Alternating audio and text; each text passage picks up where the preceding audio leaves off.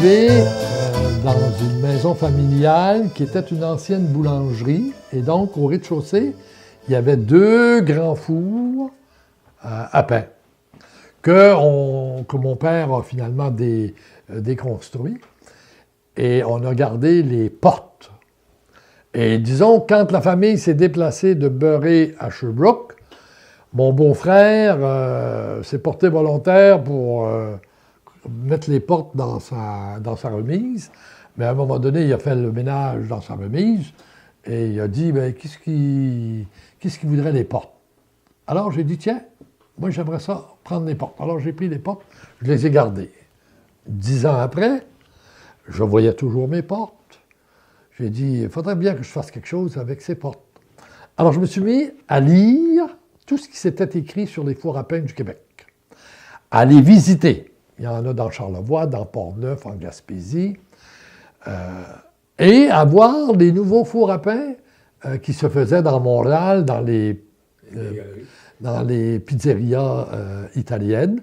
J'ai vu des fours à pain en Italie. J'ai même vu ceux à Pompéi. Hein, il y avait 40 fours à pain à Pompéi. Alors j'en ai vu plusieurs. Je suis allé en voir aussi au Portugal. Donc la question des fours à pain s'est mise à m'habiter pendant un certain temps. Alors j'ai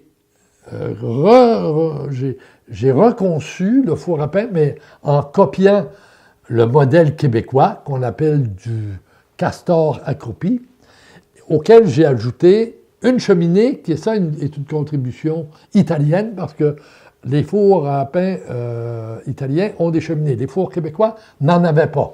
Disons, la chaleur et la fumée sortaient par les portes. Alors moi, j'ai mis une cheminée dans une chambre entre la porte et la voûte de l'âtre du foyer. Donc, j'en ai construit un, d'abord chez moi, au chalet. Et c'est un four important. Disons, la surface de cuisson, en tout, fait, disons, 56 pouces, alors 72 quand on inclut jusqu'à la porte, par 42 pouces. Donc, c'est une surface très, très importante.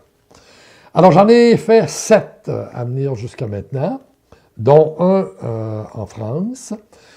Et disons, c'est un bijou.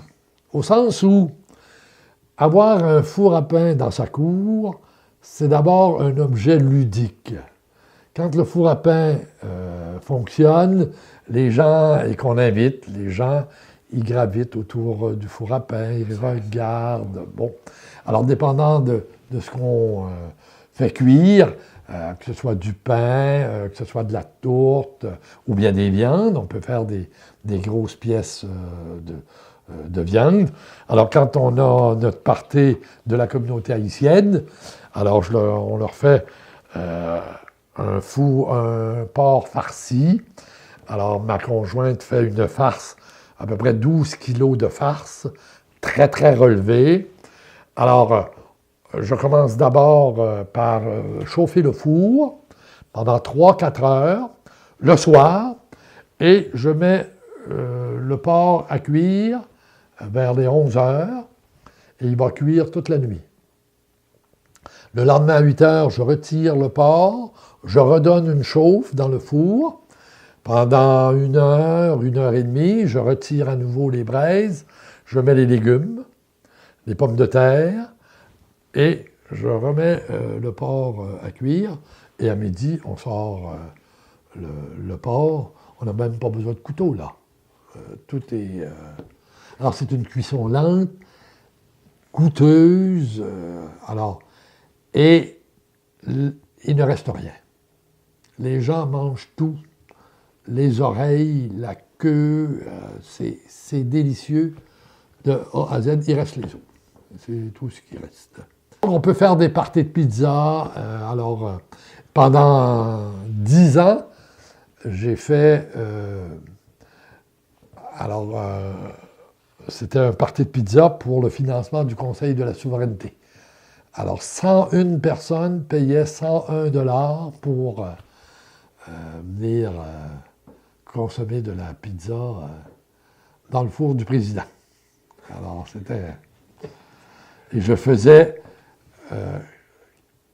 16 sortes de pizzas, une par région du Québec. Les deux pizzas les plus demandées, c'est la créole. Alors, ma conjointe fait une viande hachée très, très relevée, très pimentée, et la carte fromage. Alors, ça, c'est les deux pizzas les plus... Celle qui se fait au gibier aussi. Celle qui se fait à l'orignal aussi, c'est des pizzas bien appréciées.